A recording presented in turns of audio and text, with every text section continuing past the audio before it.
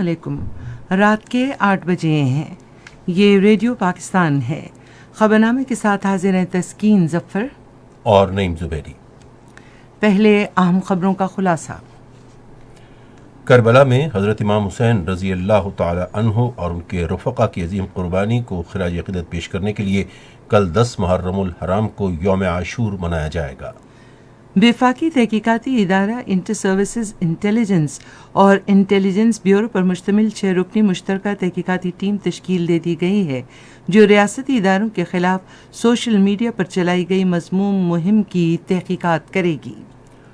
Lieutenant general سردار حسن اظہر حیات کو corps commander Peshawar اور لیفٹیننٹ جنرل فیض حمید کو کور کمانڈر بہاولپور، جبکہ لیفٹیننٹ جنرل خالد ضیاء کو پاک فوج کا ملٹری سیکرٹری تعینات کیا گیا ہے. پاکستان اور چین اپنی آہنی دوستی جاری رکھنے کے لیے نوجوانوں کے وفود کے تبادلوں کے ذریعے عوامی سطح پر رابطوں کو مضبوط بنانے کے لیے کوشاں ہیں. بھارت میں سابق ججوں اور بیوروکریٹس نے ایک رپورٹ میں مودی حکومت کے دعووں کو مسترد کرتے ہوئے کہا ہے کہ غیر قانونی طور پر بھارت کے زیر قبضہ جموں کشمیر میں گورنر راج کے دوران عام شہریوں کی حالت بد سے بدتر ہو گئی ہے. امریکہ میں مقیم کشمیریوں اور کشمیر کے دوستوں نے بھارت کے غیر قانونی زیر قبضہ جموں کشمیر کی خصوصی حیثیت ختم کرنے اور مقبوضہ علاقے میں آبادی کا تناسب تبدیل کرنے کی کوششوں کے خلاف احتجاج کے لیے نیو یارک میں ایک بڑی احتجاجی ریلی نکالی ہے. کالعدم تحریک طالبان پاکستان کے مرکزی رہنما عبدالولی المعروف عمر خالد خراسانی 3 ساتھیوں کے ہمراہ افغانستان میں سڑک کنارے بم دھماکے سے ہلاک ہو گئے ہیں. اقوام متحدہ کی سلامتی کونسل کا ہنگامی اجلاس آج ہو رہا ہے جس میں غزہ پر اسرائیل کے وحشیانہ حملوں پر بحث کی جائے گی. چین کی فوج نے آج تائیوان کے گرد سمندری اور فضائی حدود میں تازہ فوجی مشقیں شروع کرنے کا اعلان کیا ہے. آج برمنگھم میں ختم ہونے والی 11 روزہ دورت مشترکہ کھیلوں میں آسٹریلیا نے سونے کے 66 تمغوں کے ساتھ پہلی پوزیشن حاصل کی ہے. صدر وزیراعظم اور آرمی چیف نے دولت مشترکہ کھیلوں میں طلائی تمغہ جیتنے پر پاکستانی ایتھلیٹ ارشد ندیم کو مبارکباد دی ہے. اہم خبروں کا خلاصہ ہم نے آپ تک پہنچایا اور اب خبریں ہوں گی تفصیل کے ساتھ. پہلے نعیم زبیری. کربلا میں حضرت امام حسین رضی اللہ تعالی عنہ اور ان کے جانثاروں کی عظیم قربانیوں کو خراج عقیدت پیش کرنے کے لیے کل ملک بھر میں یوم عاشور مذہبی عقیدت و احترام کے ساتھ منایا جائے گا. ملک کے تمام شہروں اور قصبوں میں عزاداری جلوس نکالے جائیں گے. علماء کرام اور ذاکرین حضرت امام حسین رضی اللہ تعالی عنہ کی حق و صداقت پر مبنی تعلیمات اور سانحہ کربلا کے مختلف پہلوؤں کو اجاگر کریں گے. جلوسوں کی محفوظ اور بلا تعطل روانی یقینی بنانے اور مجالس کے انتظام کے لیے سیکیورٹی کے جامع انتظامات کیے گئے ہیں. شہدائے کربلا کو خراج عقیدت پیش کرنے کے لیے آج 9 محرم الحرام ملک بھر میں مذہبی عقیدت و احترام کے ساتھ منایا جا رہا ہے. اس سلسلے میں شہدائے کربلا کی یاد میں آج ملک کے مختلف حصوں سے تعزیے اور ذوالجناح کے جلوس نکالے جا رہے ہیں. علماء اور ذاکرین حضرت امام حسین رضی اللہ تعالی عنہ کی روشن تعلیمات اور سانحہ کربلا کے مختلف پہلوؤں کو اجاگر کر رہے ہیں. عزاداری جلوسوں کے دوران کسی بھی ناخوشگوار واقعے سے بچنے کے لیے سیکیورٹی کے جامع انتظامات کیے گئے ہیں. شہدائے کربلا کو خراج عقیدت پیش کرنے کے لیے راولپنڈی اور اسلام آباد میں جلوس نکالے گئے. مزید تفصیل ہمارے اسلام آباد کی نمائندے جاوید اقبال سے. وفاقی دارالحکومت میں تعزیہ اور ذوالجناح کا مرکزی جلوس مرکزی امام بارگاہ G62 سے نکالا گیا. راولپنڈی میں عزاداری جلوس امام بارگاہ چٹیاں ہٹیاں سے نکالا گیا. عزاداری جلوسوں کے دوران کسی بھی ناخوشگوار واقعے سے بچنے کے لیے سیکیورٹی کے جامع انتظامات کیے گئے ہیں. امن و امان یقینی بنانے کے لیے وفاقی دارالحکومت کے مخصوص علاقوں میں 9، 10 اور 11 محرم کو موبائل سروس معطل رہے گی. اسلام آباد اور راولپنڈی کی ٹریفک پولیس نے جڑواں شہروں میں جلوسوں کے لیے ٹریفک کے خصوصی انتظامات کیے ہیں. لاہور میں عزاداری جلوس اسلام پورہ سے نکالا گیا جو آج رات اسی جگہ پہنچ کر اختتام پذیر ہوا. مزید تفصیل ہمارے لاہور کے نمائندے محمد جواد سے. آج 9 محرم الحرام کے سلسلے میں صوبائی دارالحکومت لاہور کے مختلف علاقوں میں 378 مجالس منعقد ہوئی، جبکہ 70 سے زائد عزاداری جلوس نکالے گئے۔ لاہور میں 9 محرم الحرام کا مرکزی جلوس آج صبح امام بارگاہ اسلام پورہ سے برآمد ہوا، جو کہ اپنے روایتی راستوں سے ہوتا ہوا خیمہ سادات جین مندر پہنچ کر اختتام پذیر ہوا۔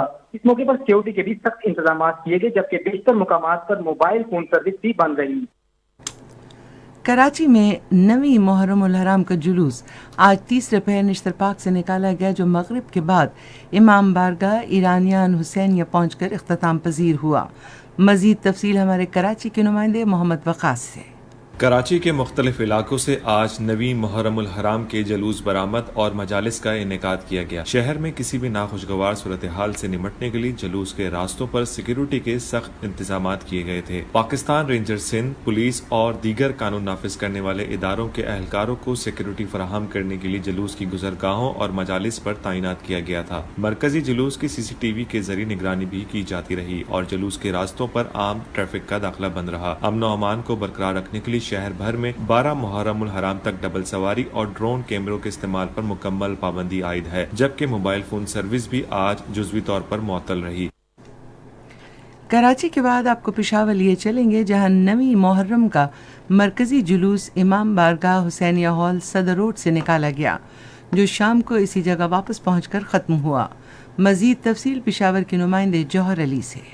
پشاور میں جلوس اپنے روایتی راستوں سے گزرنے کے بعد شام کو اپنے نقطۂ آغاز پر اختتام پذیر ہوئے۔ شہر میں امن و امان کی صورتحال کو برقرار رکھنے کے لیے سخت حفاظتی انتظامات کیے گئے ہیں۔ صوبائی دارالحکومت میں جلوسوں کے راستوں پر CCTV کیمرے بھی نصب کر دیے گئے ہیں۔ ریسکیو 1122 سروس نے جلوس کے راستوں پر میڈیکل ریسپانس یونٹ قائم کیے ہیں تاکہ کسی بھی ہنگامی صورتحال میں عزاداروں کو طبی امداد فراہم کی جا سکے۔ اسی طرح کے جلوس کو ہاٹ، ہنگو، ڈیرہ اسماعیل خان اور کرم اضلاع میں بھی نکالے گئے۔ دریاسنا chief secretary Khyber Pakhtunkhwa doctor Shahzad Bangash نے آج پشاور میں قائم کنٹرول روم کا دورہ کیا اور پولیس حکام کو عاشورہ کے دوران امن کو یقینی بنانے کی ہدایت کی۔ چیف سیکرٹری کو بتایا گیا کہ صوبے میں مجالس اور جلوسوں کی مانیٹرنگ کے لیے کنٹرول روم فعال ہے۔ کوئٹہ میں بھی مختلف جگہوں سے جلوس نکالے گئے۔ مزید تفصیل ہمارے کوئٹہ کے نمائندے حسین فاروق سے۔ کوئٹہ سمیت بلوچستان بھر میں 9 محرم الحرام کے جلوس سخت سیکیورٹی میں کوئٹہ کے مختلف چھوٹے بڑے علاقوں سے برآمد ہوئے، جو امام بارگاہ ناصر الاعضاء میں اختتام پذیر ہوئے۔ صوبے بھر میں امن و امان برقرار رکھنے کی غرض سے سیکیورٹی کے انتہائی سخت انتظامات کیے گئے ہیں۔ گلگت بلتستان میں 9 محرم الحرام کے جلوس آج گلگت اور دوسرے اضلاع سے نکالے گئے۔ مزید تفصیل گلگت کے نمائندے شیر محمد سے۔ 9 محرم الحرام کی مناسبت سے صوبائی دارالخلافہ گلگت میں ماتمی جلوس امام بارگاہ ڈاکپورہ سے برآمد کیا گیا، جو امیر جہاندار شاہ روڈ سے گزر کر جامع مسجد امامیہ میں اختتام پذیر ہوا۔ جلوس کی حفاظت کے لیے انتظامیہ نے سیکیورٹی کے خاطر خواہ انتظامات کر رکھے تھے۔ صوبائی حکومت نے عزاداروں کے تحفظ کے لیے خصوصی انتظامات کر رکھے ہیں اور کنٹرول رومز بھی قائم کیے گئے ہیں۔ آزاد جموں و کشمیر کے تمام چھوٹے اور بڑے شہروں سے تعزیے، علم اور ذوالجناح کے جلوس نکالے گئے۔ مزید تفصیل ہمارے مظفر آباد کے نمائندے خواجہ ممتاز کی اس رپورٹ میں۔ آج 9 محرم الحرام کو بھی آزاد کشمیر کے مختلف شہروں سے ماتمی جلوس برآمد ہوئے۔ دارالحکومت مظفر آباد اور اس کے گرد و نواح سے 26 جلوس برآمد ہوئے۔ یہ جلوس مرکزی امام بارگاہ میں پہنچ کر شام سے پہلے اختتام پذیر ہوئے۔ 9 اور 10 محرم الحرام کے دوران سیکیورٹی کے فول پروف انتظامات کیے گئے ہیں۔ 500 سے زائد پولیس اہلکار امام بارگاہوں اور جلوس کے راستوں پر ڈیوٹیاں سر انجام دے رہے ہیں۔ یہ خبریں آپ ریڈیو پاکستان سے سن رہے ہیں۔ ریاستی اداروں کے خلاف سوشل میڈیا پر مذموم مہم کی تحقیقات کے لیے وفاقی تحقیقاتی ادارے کے سائبر ونگ کے ایڈیشنل ڈائریکٹر جنرل کی سربراہی میں 6 رکنی مشترکہ تحقیقاتی ٹیم تشکیل دی گئی ہے۔ کمیٹی میں انٹر سروسز انٹیلیجنس اور انٹیلیجنس بیورو کے نمائندے بھی شامل ہیں۔ اس حوالے سے وزارت داخلہ نے آج ایک نوٹیفیکیشن جاری کر دیا ہے۔ پاک فوج نے بعض اعلیٰ کمانڈروں کے تقرر اور تبادلے کیے ہیں۔ فوج کے شعبہ تعلقات عامہ کے مطابق لیفٹیننٹ جنرل سردار حسن اظہر حیات کو کور کمانڈر پشاور اور لیفٹیننٹ جنرل فیض حمید کو کور کمانڈر بہاول پور تعینات کیا گیا ہے۔ لیفٹیننٹ جنرل خالد ضیاء کو پاک فوج کا ملٹری سیکرٹری تعینات کیا گیا ہے۔ وزیر داخلہ رانا ثناءاللہ آج فیصل آباد میں شہید بریگیڈیئر خالد کی رہائش گاہ گئے اور اہل خانہ سے دکھ اور افسوس کا اظہار کیا. انہوں نے فاتحہ پڑھی اور مرحوم بریگیڈیئر خالد کو خراج عقیدت پیش کیا جو بلوچستان میں 5 دیگر افسران کے ساتھ ہیلی کاپٹر کے حادثے میں شہید ہو گئے تھے. انہوں نے اس حادثے کو ملک اور پاکستان کے عوام کے لیے عظیم سانحہ قرار دیا. انہوں نے کہا کہ عوام شہداء کو سلام پیش کرتے ہیں کیونکہ انہوں نے متاثرین اس سیلاب کو بچانے کے عظیم مقاصد میں اپنی جانیں قربان کر دیں. انہوں نے کہا کہ ہیلی کاپٹر میں سوار تمام فوجی افسران پاکستان کا سرمایہ اور قوم کا فخر تھے. منصوبہ بندی اور ترقی کے وزیر احسن اقبال بھی شکر گڑھ میں نائک مدثر کی رہائش گاہ پر گئے جو لسبیلا میں ہیلی کاپٹر کے سانحے میں شہید ہو گئے تھے. وفاقی وزیر نے شہداء کے لیے فاتحہ پڑھی اور کہا کہ پوری قوم کو ان پر فخر ہے. قومی اسمبلی کی رکن شکیلہ لقمان نے وزیر اعظم محمد شہباز شریف کے ساتھ آج لاہور میں ملاقات کی. ملاقات کے دوران حلقے سے متعلق امور اور ملک کی مجموعی سیاسی صورتحال پر غور کیا گیا. پاکستان کی پہلی آئین ساز اسمبلی کے قیام کے 75 سال مکمل ہونے کی تقریبات 10 سے 14 اگست تک پارلیمنٹ ہاؤس اسلام آباد میں ہوں گی. قومی اسمبلی سیکریٹریٹ کی جانب سے تقریبات کو شایان شان طریقے سے منانے کے لیے جامع منصوبہ تیار کیا گیا ہے. پاکستان کی پارلیمانی تاریخ میں 10 اگست غیر معمولی اہمیت رکھتا ہے کیونکہ آزادی حاصل کرنے کے بعد برطانوی حکومت سے اختیارات کی منتقلی سے پہلے پاکستان کی آئین ساز اسمبلی کا پہلا اجلاس انہی دنوں 11 اگست سے 14 اگست 1947 کے دوران ہوا تھا. تقریب کا موضوع ہے میرا پارلیمان رہبر ترقی و کمال.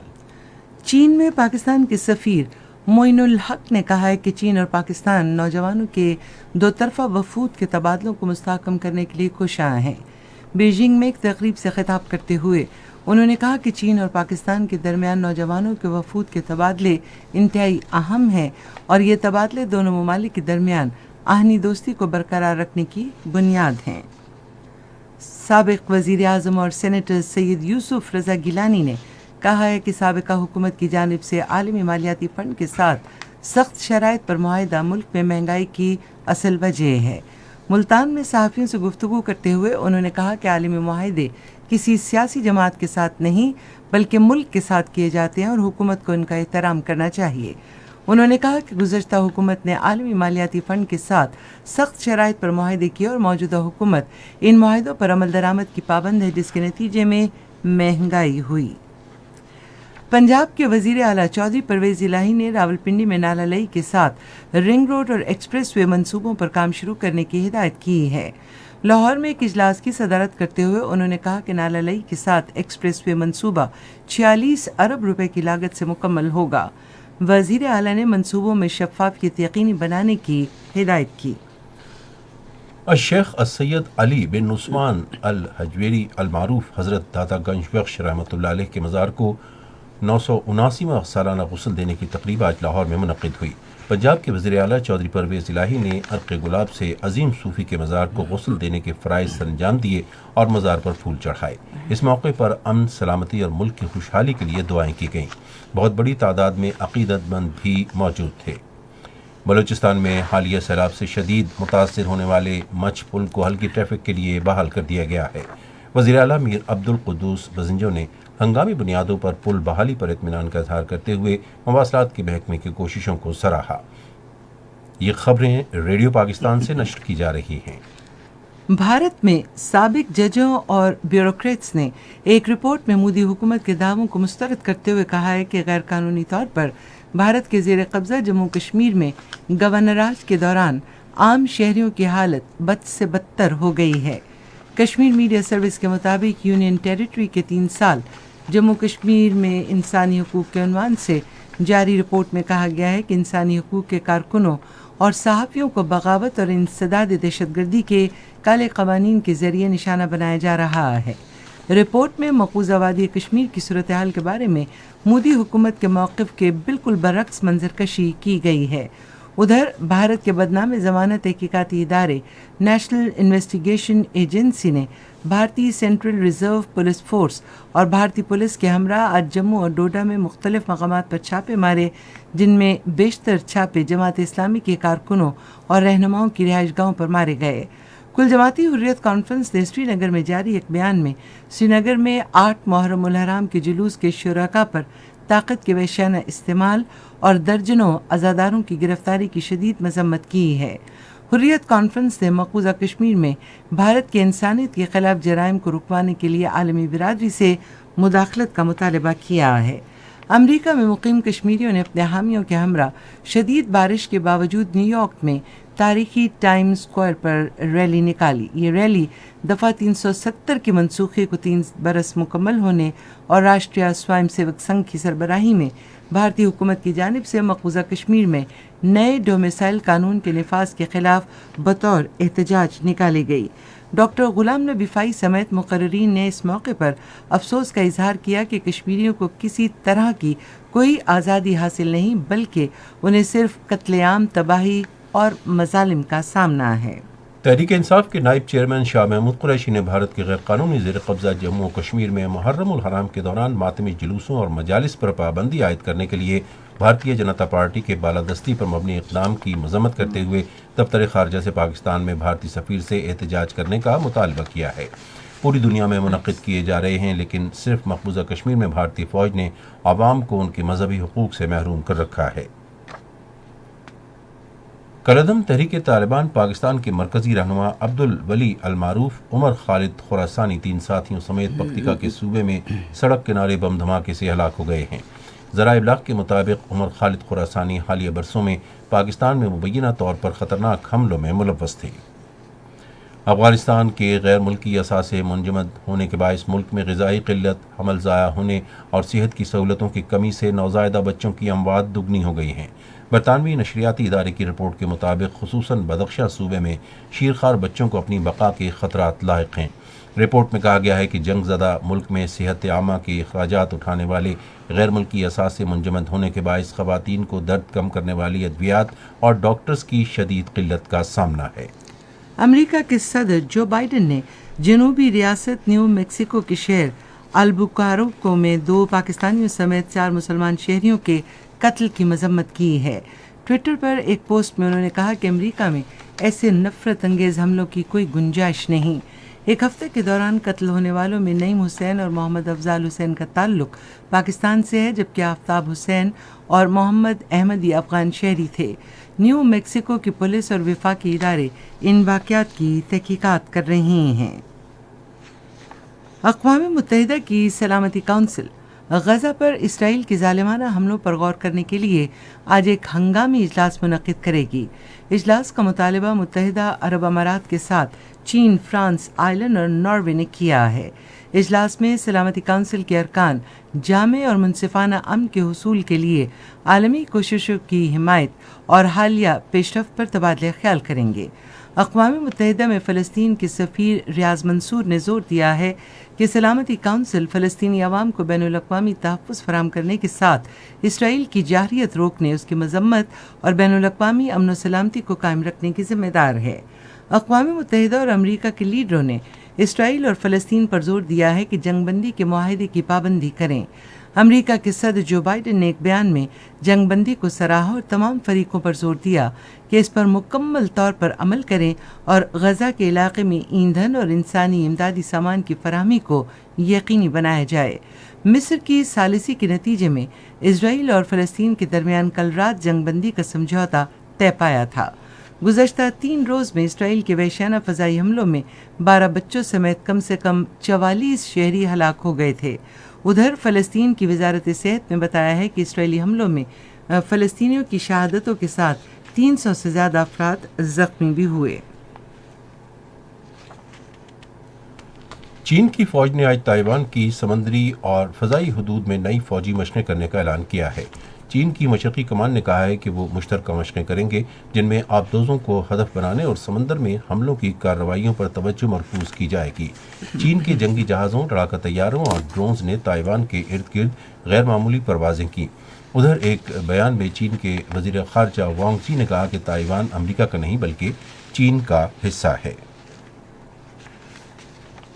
اقوام متحدہ نے یوکرین اور روس کو خبردار کیا ہے کہ زیپوریزیا شہر میں یورپ کے سب سے بڑے جوہری بجلی گھر پر کسی بھی قسم کا حملہ خودکشی ہوگی۔ اقوام متحدہ کے سیکرٹری جنرل انتونیو گوتریس نے کہا ہے کہ جوہری بجلی گھر پر ہونے والے حملوں کے بعد معائنہ کاروں کو وہاں تک رسائی کی اجازت دی جانی چاہیے۔ ادھر یوکرین اور روس نے ایک دوسرے پر یوکرین کے جنوب مشرقی شہر میں واقع پاور پلانٹ پر حملوں کا الزام عائد کیا ہے۔ ان حملوں کے بعد اقوام متحدہ کے ایٹمی توانائی کے ادارے نے خبردار کیا ہے کہ ایٹمی بحران پیدا ہونے کا حقیقی خطرہ موجود ہے۔ امریکی سینٹ نے ماحولیاتی تغیر سے نمٹنے کے لیے $369 ارب مالیت کے بل کی منظوری دی ہے، جو امریکہ کی تاریخ میں سب سے بڑی سرمایہ کاری ہے۔ یہ بل اب ڈیموکریٹ کے زیر اثر ایوان کو بھیجا جائے گا۔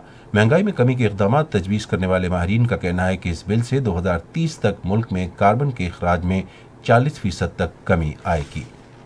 آپ سن رہے ہیں ریڈیو خبرنامہ۔ اب پیش ہیں کھیلوں کی خبریں تسکین ظفر سے۔ شکریہ نعیم زبیری۔ سب سے پہلے کامن ویلتھ گیمز کے حوالے سے خبر ہمارے پاس ہے۔ 11 روزہ کھیلوں کے سنسنی خیز مقابلوں کے بعد دولت مشترکہ گیمز 2022 آج اختتام پذیر ہو رہی ہیں، جس کی اختتامی تقریب برمنگھم میں جاری ہے۔ برمنگھم 2022 گیمز کی اختتامی تقریب الیگزینڈر اسٹیڈیم میں جاری ہے، جہاں گیمز کی افتتاحی تقریب بھی ہوئی تھی اور اس وقت اختتامی تقریب بھی جاری ہے۔ آسٹریلیا 66 طلائی تمغوں کے ساتھ گیمز میں سر فہرست ہے۔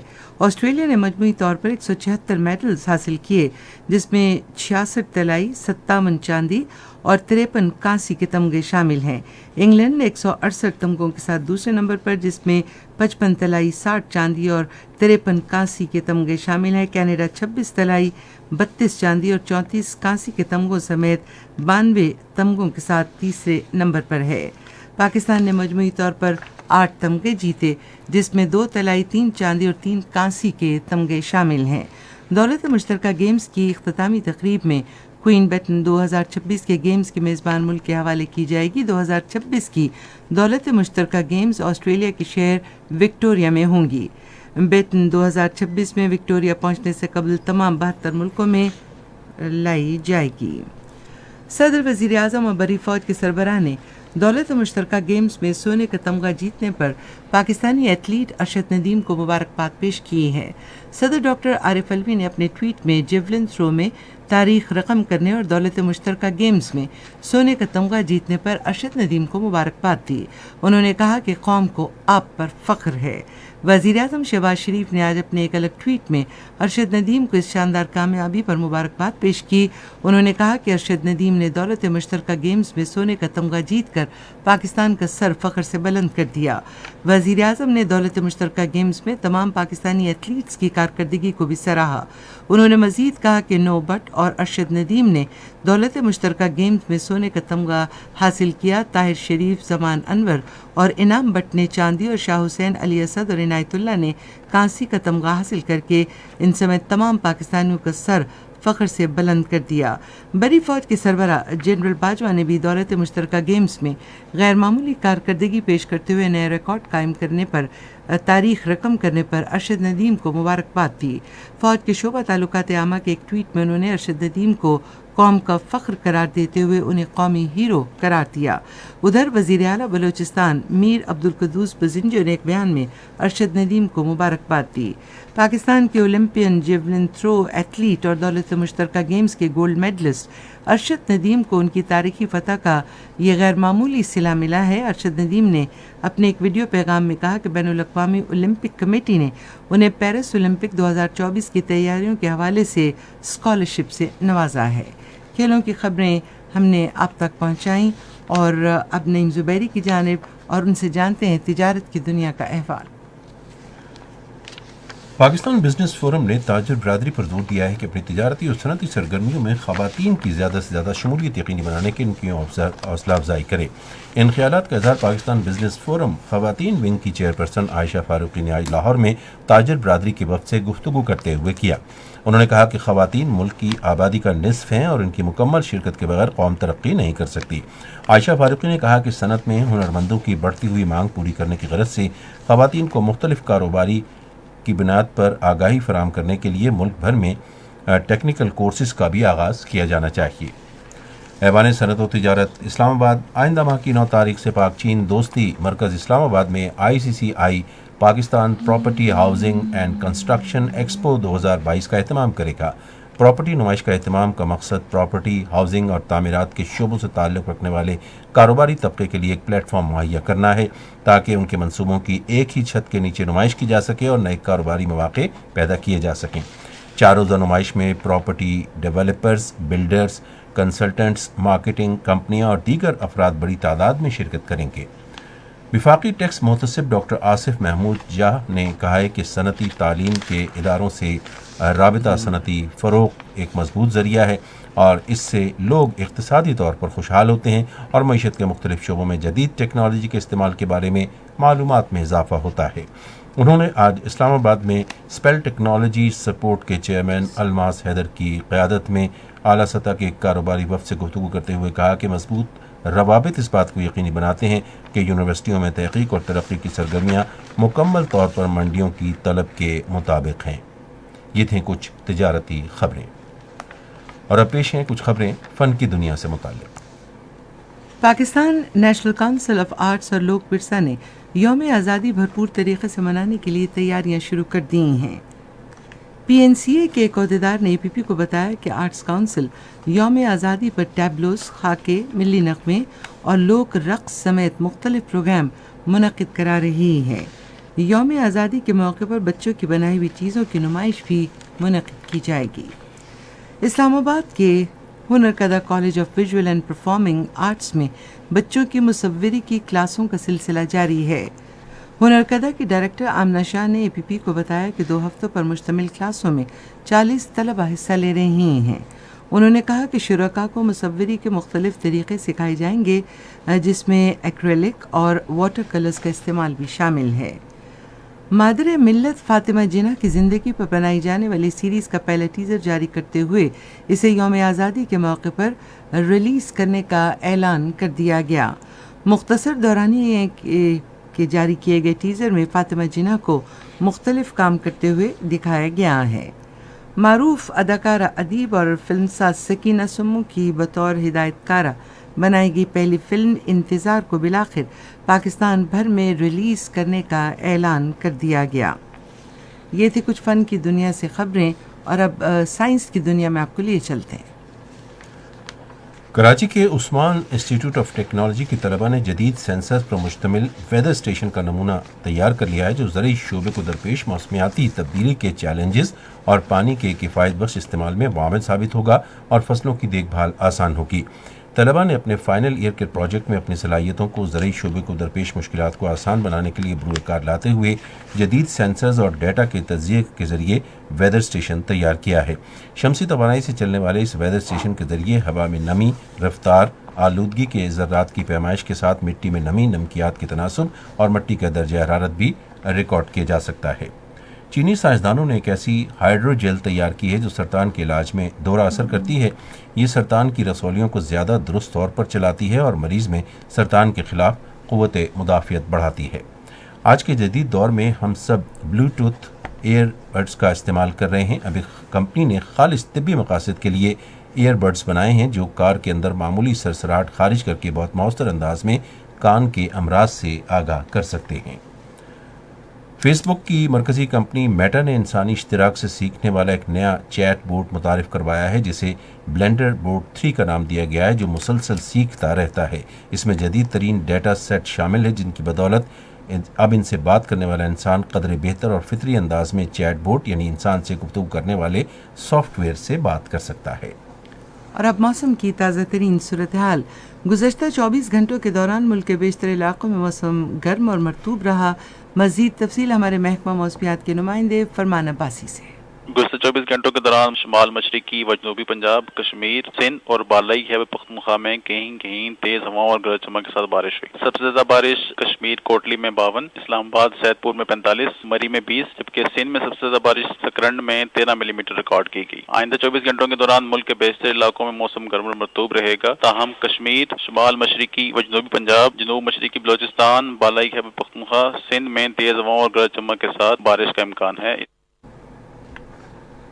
मुल्क के चंद बड़े शहरों के ज़्यादा दर्जा हरारत इस्लामाबाद और लाहौर 36 डिग्री सेंटीग्रेड, कराची 35, पेशावर कोयटा 37, मुजफ्फराबाद 38, मरी 21, श्रीनगर 31, जम्मू 36 और लेह 25 डिग्री सेंटीग्रेड। اور اس سے پہلے کہ ہم آپ سے اجازت چاہیں، آخر میں اہم خبروں کا خلاصہ ایک بار پھر۔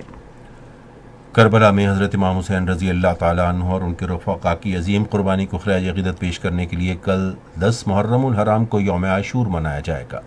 لیفٹیننٹ جنرل سردار حسن اظہر حیات کو کور کمانڈر پشاور اور لیفٹیننٹ جنرل فیض حمید کو کور کمانڈر بہاولپور، جبکہ لیفٹیننٹ جنرل خالد ضیاء کو پاک فوج کا ملٹری سیکرٹری تعینات کر دیا گیا ہے۔ اقوام متحدہ کی سلامتی کونسل کا ہنگامی اجلاس آج ہو رہا ہے، جس میں غزہ پر اسرائیل کے وحشیانہ حملوں پر بحث کی جائے گی۔ اور آج برمنگھم میں ختم ہونے والی 11 روزہ دولت مشترکہ کھیلوں میں آسٹریلیا نے سونے کے 66 تمغوں کے ساتھ پہلی پوزیشن حاصل کر لی ہے۔ خبرنامہ آپ نے سنا۔ پینل انجینئر تھے محمد اویس معراج، سپروائزر شعبہ اردو عبد الباسط تبسم، مدیر ہوم ڈیسک وسیم احمد، مدیر فورن ڈیسک نور حسین چنڈ، مدیر کھیل کی خبریں طارق محمود، مدیر تجارتی سائنس اور فن کی خبریں مقدس رؤف، کوارڈینیشن ایڈیٹر نور حسین چنڈ، مدیر اعلیٰ غلام مشتبہ میمن اور نگران اعلیٰ عبدالرؤف خان۔ یہ پیشکش تھی شعبہ خبر ریڈیو پاکستان کی۔ مزید خبروں اور تجزیوں کے لیے ہماری ویب سائٹ ہے radio.gov.pk اور آپ ریڈیو پاکستان کے آفیشیل فیس بک پیج ریڈیو پاکستان نیوز پر خبرنامے کی براہ راست ویڈیو سٹریمنگ بھی ملاحظہ کر سکتے ہیں۔ اس کے ساتھ ہی نعیم زبیری اور تسکین ظفر کو اپنی پوری نیوز ٹیم کے ساتھ آج کا خبرنامہ ختم کرنے کی اجازت دیجیے۔